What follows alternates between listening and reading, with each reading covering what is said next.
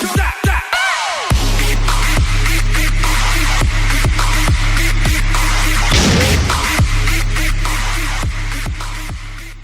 evening, YouTube. My name is Dan, and I'm the coach of your St. Louis Rampardos. The St. Louis Rampardos have started off the season in the UCL with an impressive 8-1 record. Now the sole holders of first place in the UCL. I'm very proud to be announcing how well the Rampardos have been doing, and I appreciate your continued support as the St. Louis Rampardos fans continue to show some love to your favorite head-smashing team. If you guys continue that support on the like button down below, that would be greatly appreciated, as we have our marquee matchup here jumping into week 10 against Joey PokeAimMD and the Bronx Beartics.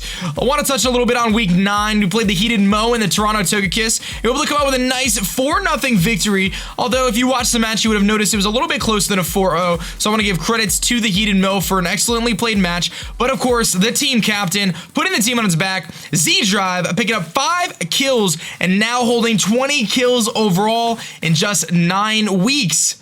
One of those weeks, he didn't even play.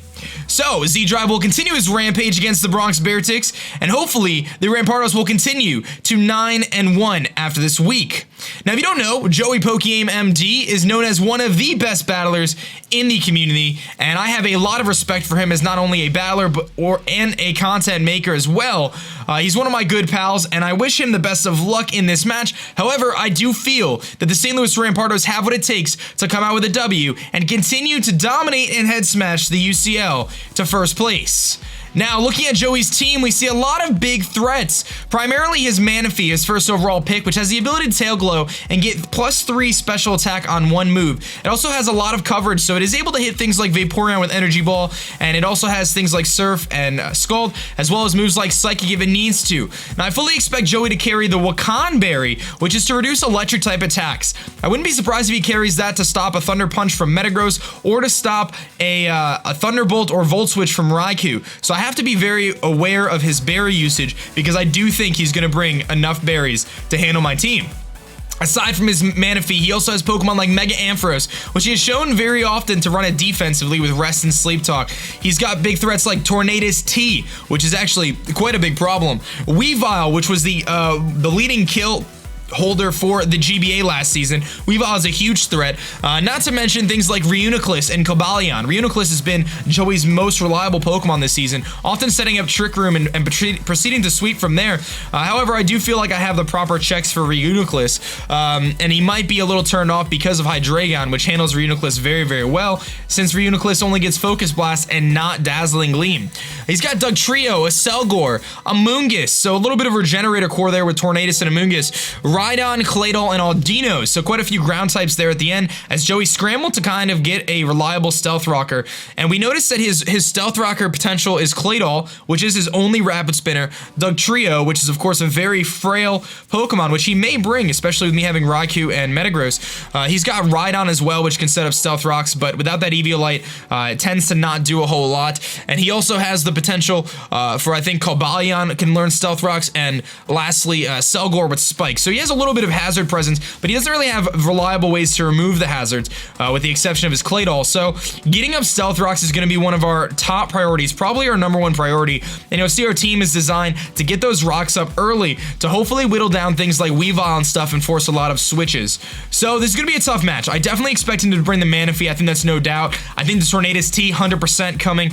In terms of the rest of the team, I do think he's going to try to bring Mega Ampharos, although there's a possibility he omits that. I think Weavile is very important because it does give him something that can hit Mega Metagross pretty hard with like a Night Slash or a knockoff. I do think there's a chance he brings that Dugtrio as well. I don't foresee Audino showing up. I don't think he's going to bring Claydol either. Claydol is just, with all due respect, a pretty bad Pokemon. I think his Selgor could be coming. I think Amoonguss also could show up, and I think Reuniclus will definitely be there. So potentially Cobalion as well. But I've prepared my team to check everything. There's a few little things that I'm a little bit more concerned about than others, and I'll address those actually first before we jump into the team preview.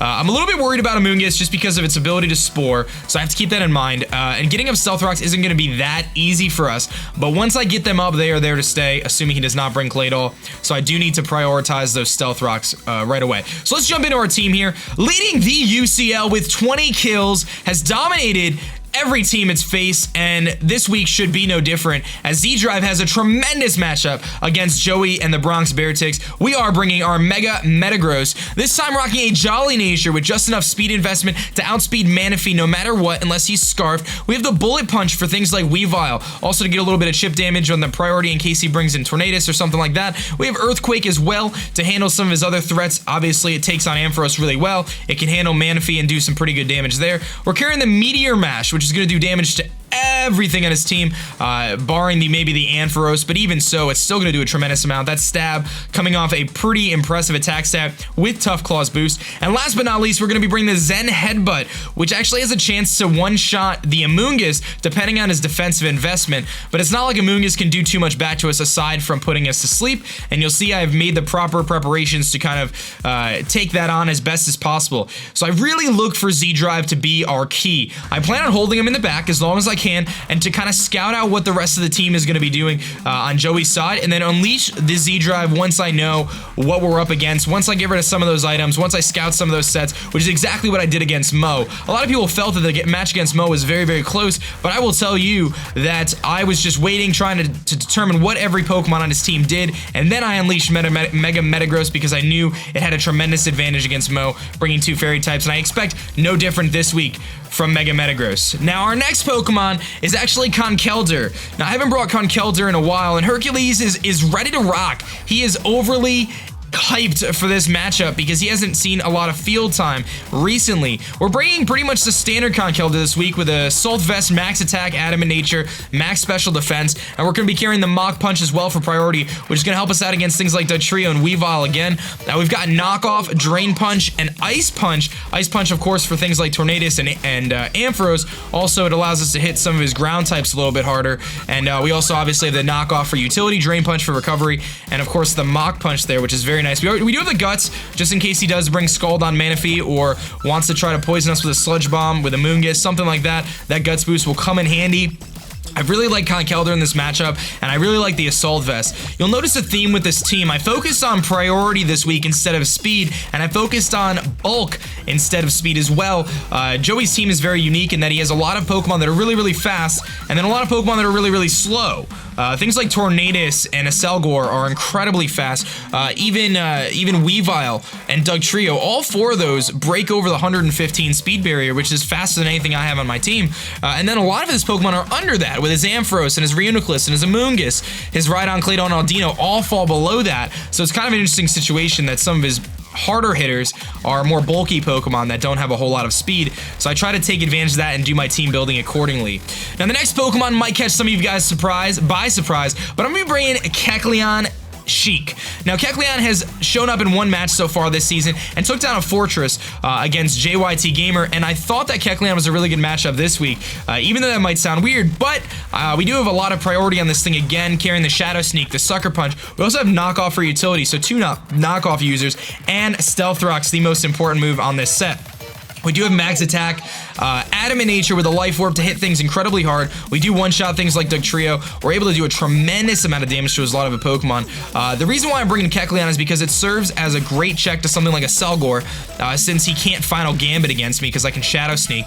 Tornadus does have a chance to take down this Kecleon, so I do have to kind of keep an eye out on that. If he goes for like a Superpower or a Taunt or something like that, I do need to kind of scout for that because I want to make sure I get these rocks up. I really have to play that lead matchup intelligently, because if I lead with Kecleon and he taunts me or he superpowers and kills me or whatever it is, I'm going to be at a big disadvantage. I really need to get those rocks up ASAP, so I wouldn't be surprised if he brings Taunt Tornadus. So you'll see another Pokemon on my team is kind of prepared to handle that as well.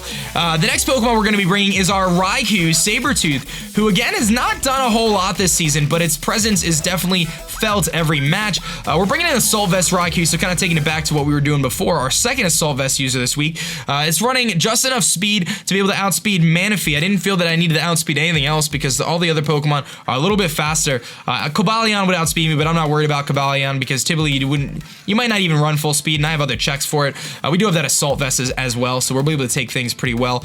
We've got a lot of special attack, full special attack investment, and we actually have a lot of special defense, 118 EVs in special defense, defense, which is going to only bolster Assault Vest even more because Assault Vest multiplies your special defense by 1.5, so that's going to make our special defense stat even higher since we have that investment there, allowing us to take things like a +3 Surf from a Manaphy, which you might not otherwise expect. We're also able to take things from the Ampharos as well. Now, I do need to keep an eye on my Raikou very closely because if he does bring Dugtrio, I need to fully predict that Dugtrio switch in so I don't get trapped and lose my Raikou. Unless he runs Banded Dugtrio, I actually can live, but that's another reason why we need those rocks up to break that Focus Sash as well on the Dugtrio if he brings it. I need to make sure my Raikou doesn't get trapped because it serves as a very good check to his Manaphy because I'm always going to outspeed Manaphy, and even if he gets up a Tail Glow, I'm able to do a tremendous amount of damage to him with a Volt Switch or a Thunderbolt. Again, he might have that Wakan Berry, I believe, which is the Electric Reducing Berry, so I may scout with a Volt Switch first just to make sure I don't lose my Raikou too early. The next, and it's carrying Volt Switch, Thunderbolt, Shadow Ball, and Extra Sensory. Extra Sensory is just for the Amoonguss, Shadow Ball for the Reuniclus. I could have brought HP Ice, which might have been better for the Dugtrio, or or the Ampharos, but I felt that the Raikou's not there to take on Ampharos. Raikou's there to just switch out on Ampharos and get something else and that can counter it appropriately. The next Pokemon we're going to be bringing is very, very important. It is our Vaporeon, which was one of the stars of last week and the week prior against Nexus. Vaporeon has done a great job this season holding down opponents' offensive threats, being able to Wish up, being able to Heal Bell the rest of the team, and you'll see that we're carrying both Wish and Heal Bell, as well as Scald and Ice Beam this week, carrying a fully physically defensive Vaporeon with Rocky Helmet. I decided to go with Rocky Helmet instead of Leftovers because I do anticipate if he does bring that Weavile, Vaporeon is the perfect check for that Weavile. Comes in, takes the knockoff, does about 30%. He's going to take Rocky Helmet damage and potentially Life Orb damage as well, and then I wouldn't have had an item anyway, so I might as well get that 1 in 6 damage on that Weavile or whatever decides to knock off that Rocky Helmet because I fully expect him to do that. We have the Scald to put pressure on his offensive Pokemon, including a lot of those ground types. We have the Ice Beam as well for things like Tornadus, as well as the Ampharos. So I really look for Vaporeon to put in a lot of work. Wishes for reliable recovery, and of course Heal Bell is there to make sure that if something goes wrong, something gets burned by a Scald, paralyzed or whatever, and it shouldn't be, we can go for that Heal Bell and kind of start from scratch. Now to round out our lineup this week is going to be a very interesting set, and I'm hoping this kind of confuses Joey a little bit, because Joey knows I'm probably going to bring one Stealth Rocker, right? It's going to be Golurk, Kecleon, Mesprit, or Omastar. Those are my Stealth Rockers. Those are the Pokemon I'm going to bring that are going to carry rocks. He's going to know I need to get rocks up. So Golurk is another Pokemon that can carry rocks, but is not carrying rocks this week. Rather, my Golurk is running an Assault Vest, my third Assault Vest user. Now I have Max Attack, Adamant Nature with Max Special Defense as well. This provides me an excellent check to Ampharos as well as some of his other things, including Amoonguss. It's not a reliable check, but it can take on Amoonguss and do some serious damage. I can take Giga Drains, they do about 30%. I can take on things like Cobalion incredibly well. I can stand in front of Tornadus without a problem. He could knock off, but I can stand in front of Tornadus pretty well. So Golurk is a very good Pokemon this week, and if I do see that Tornadus, there's a good chance I lead with Golurk just to get an Ice Punch off. So you see I'm carrying the Earthquake, the Shadow Punch for Reuniclus, the Ice Punch, and the Drain Punch. So this Golurk takes on a lot of his team very, very well, and if he has that Ampharos, I'll probably hold on to Golurk a little bit longer than I might otherwise. But if he doesn't bring Ampharos, then Golurk is going to be our reckless Pokemon early game. Try to get those quick Ice Punches off on that Tornadus. It does like 85%. If he's got Life Orb, we might actually be able to knock him out with a good roll and the Life Orb damage. So there's a lot of potential there, and the only thing he can really do back to us is Knockoff, which again, he might not have because his Tornadus might be carrying Taunt.